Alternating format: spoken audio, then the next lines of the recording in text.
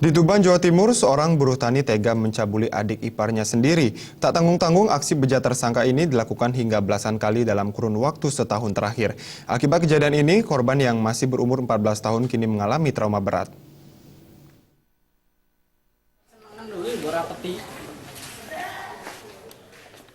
Perbuatan bejat itu dilakukan tersangka hingga 13 kali sejak Juni 2014 silam. Kejadian bermula saat korban yang ditinggal orang tuanya merantau ke Papua.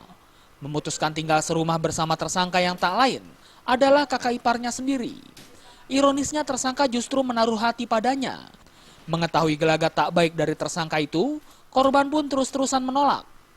Tak ingin cintanya bertepuk sebelah tangan, secara diam-diam tersangka merekam korban yang tengah mandi dalam kamera handphone. Selanjutnya, berbekal rekaman inilah tersangka memaksa korban menuruti nafsu bejatnya. Korban yang khawatir video bugilnya akan disebar dengan berat hati menuruti kehendak tersangka. Korban pun dicabuli hingga 13 kali selama setahun, periode Juni 2014 hingga September 2015. Kasus ini baru terungkap setelah korban memutuskan lari dari rumah dan menyusul orang tuanya di Biak, Papua. Ya, pencabulan kali ini memang korbannya itu adik iparnya sendiri. Jadi kedua orang tuanya, bapak ibunya korban itu sekarang kerja di Biak, di Papua.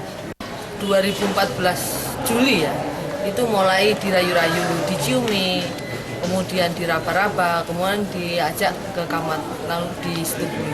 Berapa kali? Ngakunya kepada kita itu 13 kali. Akibat perbuatannya tersebut tersangka dijerat pasal 81, junto pasal 76D, Undang-Undang RI nomor 35 tahun 2014 tentang perubahan atas Undang-Undang RI nomor 23 tahun 2002 tentang perlindungan anak dengan ancaman hukuman minimal 5 tahun dan maksimal 15 tahun penjara. Dari Tuban, Jawa Timur, Sumali Malwapati melaporkan.